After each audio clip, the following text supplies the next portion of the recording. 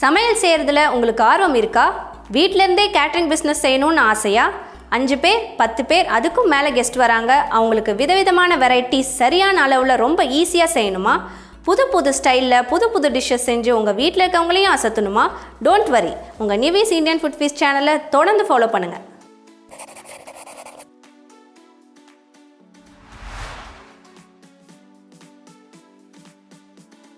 Hi எல்லாருக்கும் வணக்கம். நான் உங்கள் நிவேதிதா, நிவேஸ் இந்தியன் ஃபுட் ஃபீஸ்ட் சேனல்லேருந்து.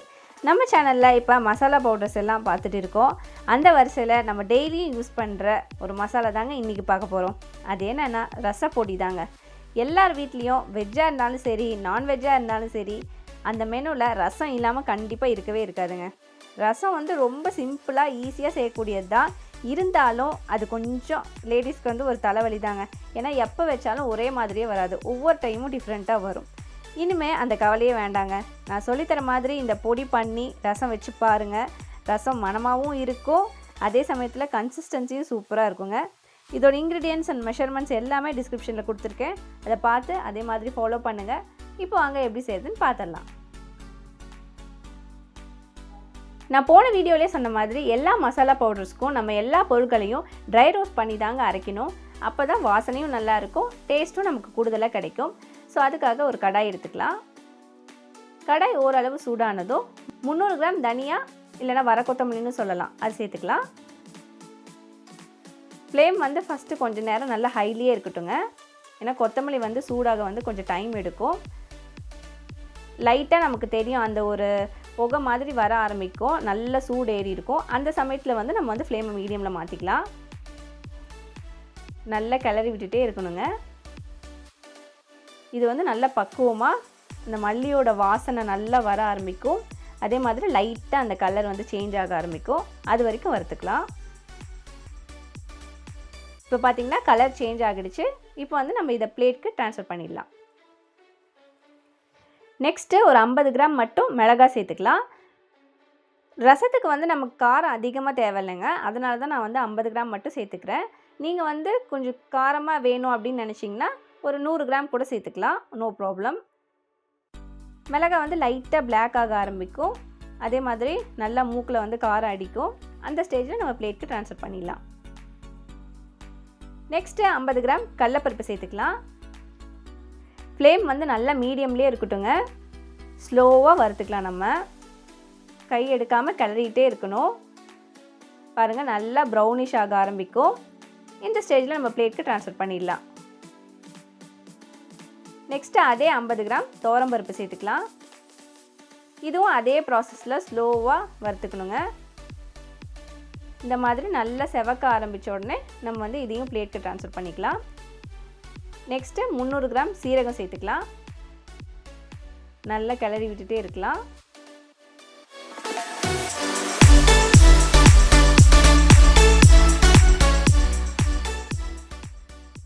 சீரகம் வந்து நல்லா வந்து பட்டாசு மாதிரி படன்னு வெடித்து பொரிய ஆரம்பிக்குங்க. அந்த ஸ்டேஜில் நம்ம வந்து பிளேட்க்கு ட்ரான்ஸ்ஃபர் பண்ணிக்கலாம். நெக்ஸ்ட்டு அதே 300 கிராம் மிளகு சேர்த்துக்கலாம். ரசத்துக்கு வந்து சீரகமும் மிளகு தாங்க ஹீரோயின் மாதிரி, அதனால வந்து இது அளவு கொஞ்சம் அதிகமாக தான் சேர்க்குறோம்.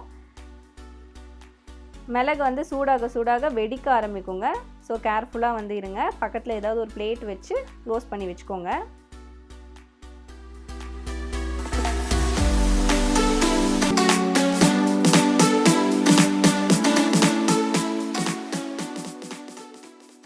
நல்லா எல்லா மிளகும் வெடித்து பொரிஞ்ச உடனே பிளேட்க்கு ட்ரான்ஸ்ஃபர் பண்ணிக்கலாம்.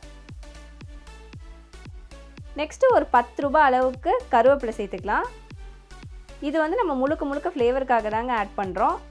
கருவேப்பிலை சேர்க்குறனால நமக்கு ரசம் வந்து செம்ம வாசனையாக இருக்குங்க.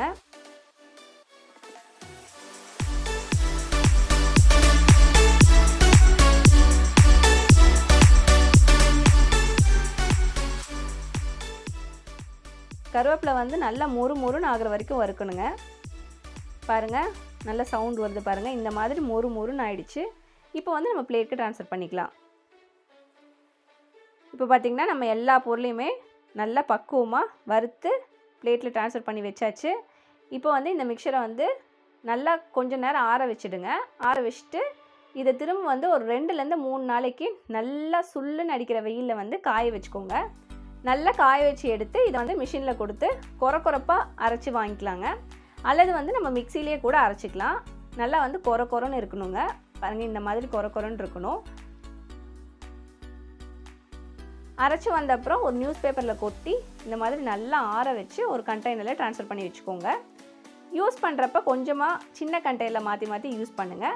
ஏன்னா வந்து இந்த பெரிய கண்டெய்னர் வந்து நம்ம அடிக்கடி திறந்து மூடிட்டு கை வச்சுட்டு இருந்தோம்னா நமக்கு லைஃப் வராது. அதே மாதிரி வாசனையும் சீக்கிரமாக போயிடும். ஸோ அதுக்காக தான் இந்த மாதிரி யூஸ் பண்ண சொல்கிறேன். அவ்வளோதாங்க, மணக்க நம்ம ரசப்பொடி தயாராகிடுச்சு. நீங்களும் வந்து இதே மாதிரி பொடி அரைச்சி உங்கள் வீட்டில் வந்து ரசம் வைங்க. ஃபேமிலியோடு சாப்பிட்டு என்ஜாய் பண்ணுங்கள். உங்கள் ஃபீட்பேக்கை கண்டிப்பாக கமெண்ட்ஸில் கொடுங்க. இந்த வீடியோ உங்களுக்கு பிடிச்சிருந்தா லைக் பண்ணுங்கள், உங்கள் ஃப்ரெண்ட்ஸ்க்கும் ஷேர் பண்ணுங்கள். மறக்காமல் எங்கள் சேனலை சப்ஸ்கிரைப் பண்ணிவிட்டு பெல் பட்டனையும் கிளிக் பண்ணுங்கள். தேங்க்யூ.